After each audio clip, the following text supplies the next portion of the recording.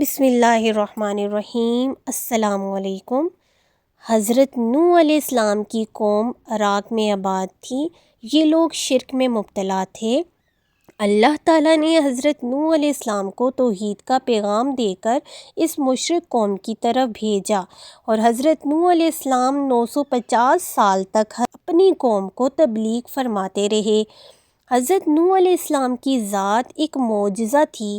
آپ کی اتنی لمبی عمر کے باوجود آپ کا ایک دانت بھی نہیں گرا اور آپ کا ایک بال بھی نہیں سفید ہوا۔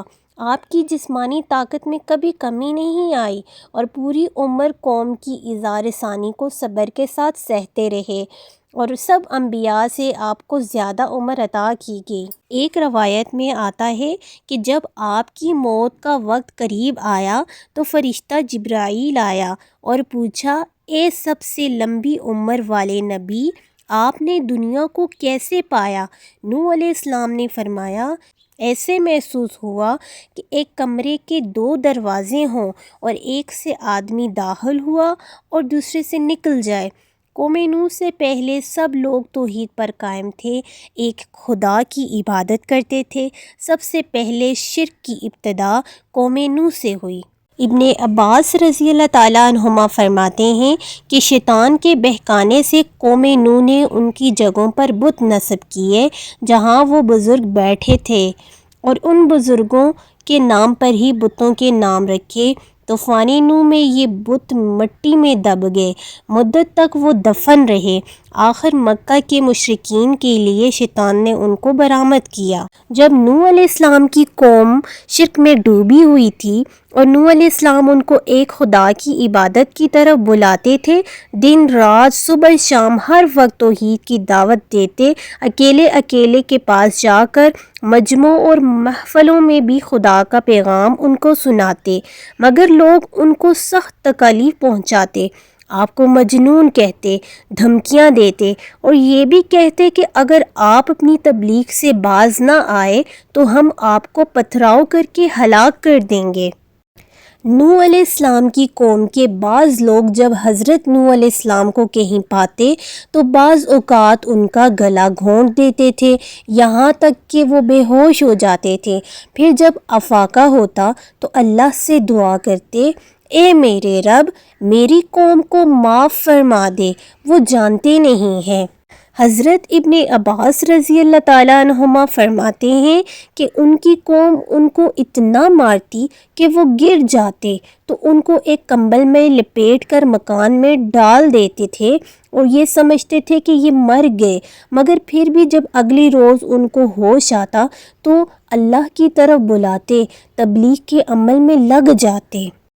حضرت نوح علیہ السلام کے 4 بیٹے تھے، جن میں سے کنعان اسلام نہیں لایا، اور باقی 3 جو بیٹے تھے سام، حام اور یافس، وہ اور ان کی 3 بیویاں اسلام لائی، اور یہ سب کشتی میں حضرت نوح علیہ السلام کے ساتھ سوار ہوئے۔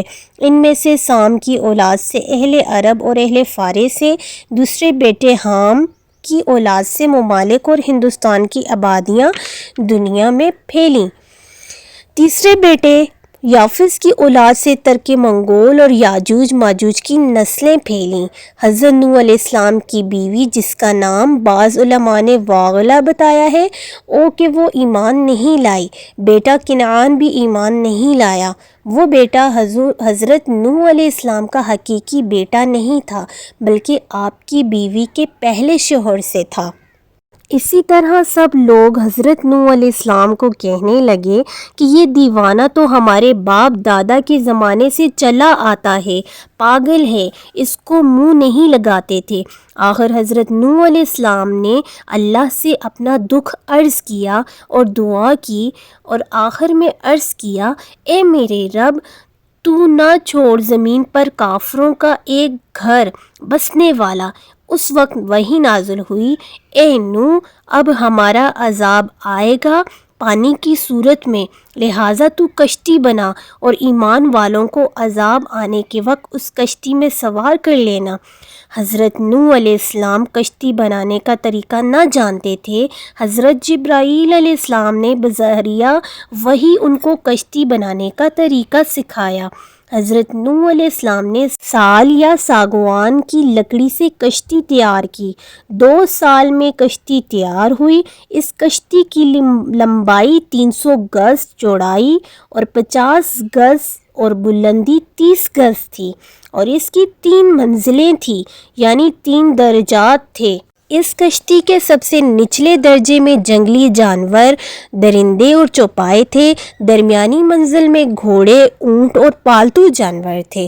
سب سے اوپر والی منزل میں حضرت نوح علیہ السلام، آپ کے ایمان لانے والے اور کھانے پینے کے ضروری سامان تھا۔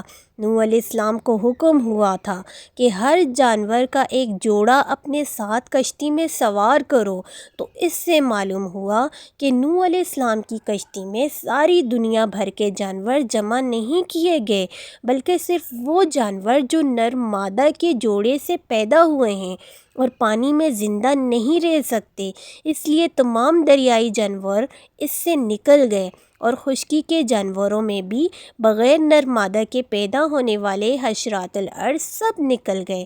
صرف پالتو جانور گائے، بھیڑ، بھینس، بکری وغیرہ رہ گئے۔ حضرت نوح علیہ السلام کو حکم ہوا کہ جب تنور جوش مارے تو کشتی میں سوار ہو جانا، یہ نشانی ہے ہمارے عذاب طوفان کے آنے کی۔ چنانچہ جب تنور ابل پڑا، اس نے جوش مارا، تو حضرت نوح علیہ السلام ایمان والوں کو لے کر کشتی میں سوار ہو گئے۔ اپنے بیٹے کنعان کو بلایا، مگر اس نے بات نہ مانی اور کہنے لگا، جب پانی آیا تو میں پہاڑ پر چڑھ جاؤں گا۔ آخر وہ بھی غرق ہونے والوں کے ساتھ شامل ہو گیا۔ حضرت نوح علیہ السلام نے اپنے بیٹے کنعان کو سوار ہونے کو کہا، مگر وہ سوار ہونے سے رہ گیا۔ حضرت نوح علیہ السلام نے اس کو پکارا کہ ہمارے ساتھ کشتی میں آ جاؤ، کافروں کا ساتھ نہ دو، غرق ہو جاؤ گے۔ حقیقت میں کافر تھا، مگر غالباً حضرت نوح علیہ السلام کو اس کے کافر ہونے کا یقینی علم نہ تھا۔ حضرت نوح علیہ السلام نے پھر متنبہ کیا، ظالم کس خیال میں ہے؟ آج کوئی اونچی عمارت یا پہاڑ کسی عذاب سے بچانے والا نہیں ہے۔ بچنے کی کوئی صورت بجز اس کے نہیں ہے کہ اللہ تعالیٰ ہی اس پر رحم فرمائے۔ باپ بیٹے کی یہ گفتگو چل ہی رہی تھی کہ ایک موج اس طوفان کی آئی، بیٹے کو بہا لے گئی۔ 6 ماہ تک یہ طوفان جاری رہا، کافروں کی جڑ کٹ گئی۔ پھر اللہ تعالیٰ نے حکم دیا، اے زمین تو پانی نگل جا، اے آسمان تو پانی برسانا بند کر دے۔ چنانچہ آسمان سے برسا ہوا جتنا پانی زمین پر موجود تھا، اس کو قدرت نے دریاؤں اور نہروں کی شکل دے دی، جس سے انسان فائدہ اٹھائے۔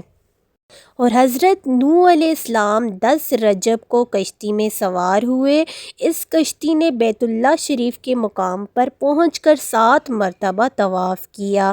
اللہ نے اپنے گھر بیت اللہ کو اپنی قدرت سے بلند کر کے غرق ہونے سے بچا لیا، اور آخر میں یہ کشتی 6 ماہ کا سفر کرنے کے بعد 10 محرم کو جودی پہاڑ پر ٹھہر گئی۔ اس روز حضرت نوح علیہ السلام نے شکرانے کے طور پر روزہ رکھا، اور کشتی میں جتنے بھی لوگ تھے سب کو روزہ رکھنے کا حکم دیا۔ بعض روایات میں ہے کہ کشتی کے شریک سب جانوروں نے بھی اس دن روزہ رکھا۔ جودی پہاڑ آج بھی اس نام سے قائم ہے۔ اس کا محل وقوع حضرت نوح علیہ السلام کے وطن اصلی عراق، موصل شہر کے شمال میں جزیرہ ابن عمر کے قریب موجود ہے۔